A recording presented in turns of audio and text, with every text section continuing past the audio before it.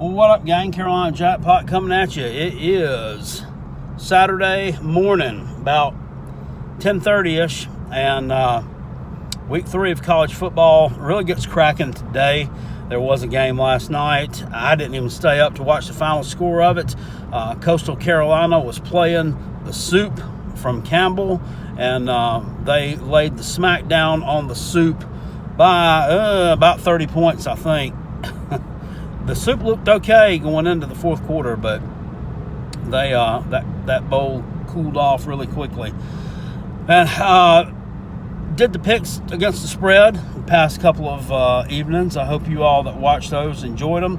I put a lot of time into them. I put a lot more time into the first set than I did the second set. I just didn't go as in depth with those simply because I didn't have time to research them like I'd like to.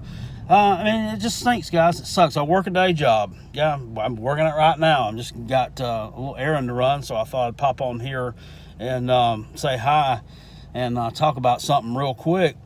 But, I mean, I don't have all day to sit around on YouTube and play and research and make videos. I wish I did. It'd be awesome. But unfortunately, I don't.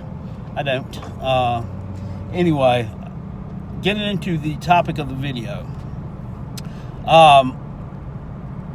Thursday, was it? Will Muschamp announced that senior quarterback Colin Hill, transfer from Colorado State, will be the starting quarterback for the opener against Tennessee on September 26th, which is next Saturday. And, you know, this just made waves all over. I mean, it really did. And to me, I'm like, why is this such news to all you people? And why is it such a big deal?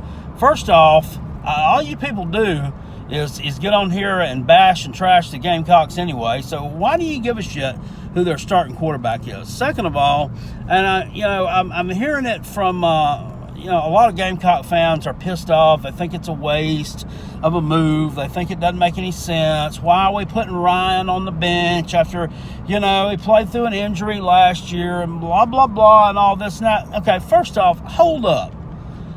If you watched him play last year, and I get the fact that he was injured for some of that, supposedly. I don't know. None of us are doctors. We've heard he was. His mechanics sucked, okay? They sucked. They were really bad. I mean, he looked like gangbusters against Charleston Southern, which is a low-level FCS school. And, got hurt, I think, somewhere towards the end of the Alabama game. It was really the same all year long. But, the mechanics, the footwork was not there. And, I mean, I'm a big old fat boy, and I played on the offensive line in high school. But I can even look at that and tell you that he had happy feet. His mechanics were poor, and he was forcing a lot of balls that he shouldn't be forcing. Okay, so not that those things can't be corrected with some coaching. And I'm not sitting here bashing Ryan Hilinski or saying that he's a bad kid or he's a bad football player or anything else. He had some bad mechanics, and they have to be fixed. They have to be cleaned up. And I know that they are working on that.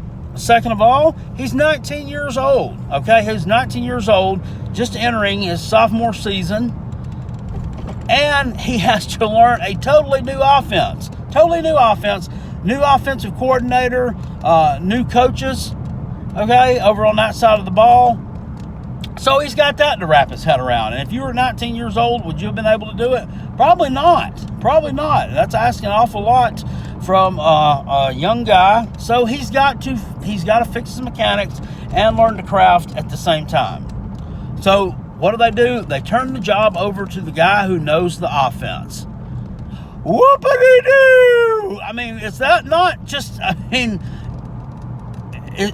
that not what you would do? I mean, if you were fucking in charge, I mean, good Lord. I mean, why is this such a revelation? Why is it such a big news story to everyone? Ryan Hilinski will be fine. He'll get things straightened out, and I guarantee he'll probably be starting again before the end of the season. Everybody says, well, Colin Hill, you don't know if his knee's going to hold up because he had 3 ACL tears. Yeah, he did. And no, you don't know if it's going to hold up. You sure as heck don't. But I'll tell you something. It tells me a lot about Colin Hill. It tells me a lot about what kind of football player he is, first off. And it tells me a lot about what kind of guy he is. I mean, he ain't quitting. He's not quitting. He continues to come back, He loves the game of football. And I think that he's going to do a tremendous job for us this year. The Mike Bobo offense, it's a little bit complicated for these guys to understand. We got somebody who understands, who knows what they're doing. Now, his stats haven't been that great. I haven't done any kind of deep dive into Colorado State football from 2017 to 2019, so I really can't tell you a whole lot about their games, but I know that he wasn't playing with SEC receivers, he wasn't running SEC routes, and he wasn't getting SEC coaching across the board over there. So I believe he'll be fine in this position as well. Bottom line is, I want somebody who's going to win football games. I want somebody out there who gives us the best chance to win. Okay? Gives us the best chance to win. This game coming up this Saturday is a must-win for Will Muschamp. It is a must-win for him. Okay? And part of me, I thought to myself, part of me just wants the season to tank just so they can have an excuse to get rid of him. But part of me doesn't want that either. I don't want to see my team have another really terrible year like they had last year. So, they're already behind the 8 ball as far as running game goes. So they had to do what they had to do as far as the quarterback position. The bottom line is these jobs and who they give them to, it's not about making people happy. It's not about what's best for A or player B. It's about what's best for the whole entire alphabet, and that would be your football program. So I think the right decision was made. I think that this was probably a Mike Bobo decision that he consulted with Muschamp on, and I think that Muschamp didn't push back on him, because I've already told you, I don't think this is the type of offensive coordinator like we've had in the past that Will Muschamp is going to push around and bully when they make a decision and want to do things a certain way. They're going to be able to do it the way pretty much that they want to do it. As far as for Mike Bobo, the other guys were not able to do that. I think Will Muschamp put his dirty, grubby, nasty, filthy, defensive-minded paws that want to play grandpa football 3 yards in a cloud of dust, Kirby Smart bullshit, and that's what he wanted to do. And Mike Bobo ain't doing that shit. So we'll see what happens. But I'm excited about it. Tennessee fan, they get on here and chime in all they want to. That's fine.